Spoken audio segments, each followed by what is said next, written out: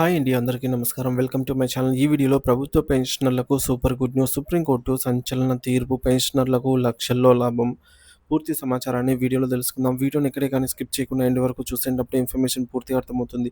Video చూస్తున్న ప్రతి ఒక్కరు వీడియోకి లైక్ చేయండి ఫ్రెండ్స్. ఈ వీడియోని తోటి పెన్షనర్ మిత్రులతో అయితే షేర్ చేయండి. కొత్తగా చూస్తున్నవారు మన ఛానల్ ఇంకా ఎవరైనా సబ్స్క్రైబ్ చేసుకున్నట్లయితే వెంటనే మన ఛానల్ని సబ్స్క్రైబ్ చేసుకోండి. దీని ద్వారా నేను చేసే లేటెస్ట్ వీడియోస్ అన్నీ మీ వరకు రీచ్ అవుతాయి. ఇక ఆలస్యం చేయకుండా వివరాల్లోకి అయితే వెళ్ళిపోదాము.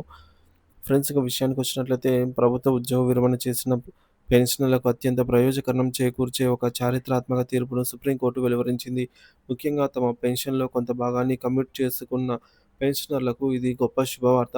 పెన్షన్ కమ్యుటేషన్ మొత్తాన్ని తిరిగి రాబట్టుకునే రికవరీ కాలాన్ని విషయంలో ఈ తీర్పు గణనీయమైన మార్పును తీసుకువచ్చింది.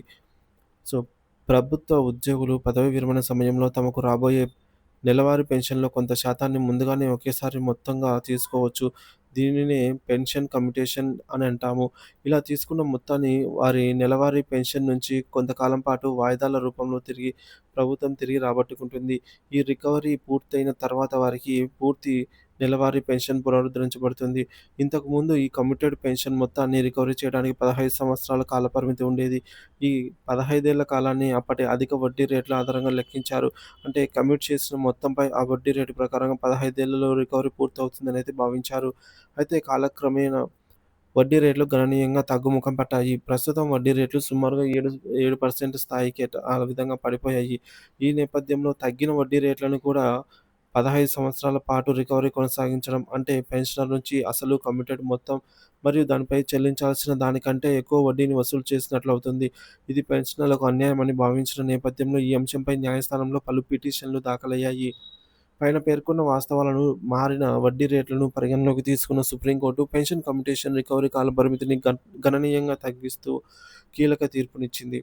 కొత్త రికవరీ కాలపరిమితి ఇకపై కమిటెడ్ పెన్షన్ రికవరీ కాలపరిమితి 15 సంవత్సరాలు, అంటే 180 నెలల నుంచి 10 సంవత్సరాల 8 నెలలు అనగా 128 నెలలకు కుదించబడింది.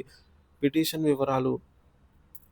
సో, ఈ తీర్పు సిడబ్ల్యూపి సివిల్ రిట్ పిటిషన్ నంబర్ 2490/2024 మరియు 822/2024లపై ఆధారపడి ఉంది. తక్షణ ప్రయోజనం. దీని అర్థం పెన్షనర్ల నెలవారీ పెన్షన్ నుంచి రికవరీ అయ్యే మొత్తం 4 సంవత్సరాల 4 నెలల ముందుగానే ఆగిపోతుంది. పెన్షనర్లకు కలిగే భారీ ప్రయోజనం. ఈ తీర్పు పెన్షనర్లకు ఎంతో ఊరటనిస్తుంది. ఆర్థిక వెసులుబాటు.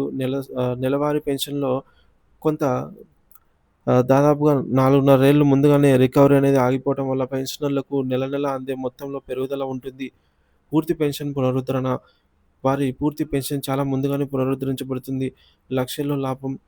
ఈ 4 సంవత్సరాలు 4 నెలల కాలంలో రికవరీ కింద చెల్లించాల్సిన మొత్తం వారికి ఆదా అవుతుంది. ఇది ఒక్కో పెన్షనర్‌కి వారి కమిటెడ్ మొత్తం ఆధారంపై లక్షల రూపాయలలో ఆర్థిక ప్రయోజనాన్ని చేకూరుస్తుంది.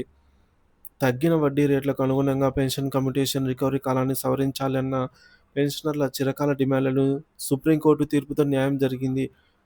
సో, ఇది పెన్షనర్ల ఆర్థిక భారాన్ని తగ్గించి వారికి గణనీయమైన ఊరట అయితే కల్పించే అత్యంత సానుకూల పరిణామం అని చెప్పవచ్చు. 15 ఏళ్ల రికవరీ భారాన్ని 10 సంవత్సరాలు 8 నెలలకు తగ్గించడం నిజంగా పెన్షనర్లకు సూపర్ గుడ్ న్యూస్ అనే చెప్పాలి. సో, దీనివల్ల పెన్షనర్లకు లక్షల్లో ఆదాయం చేకూరుతుంది.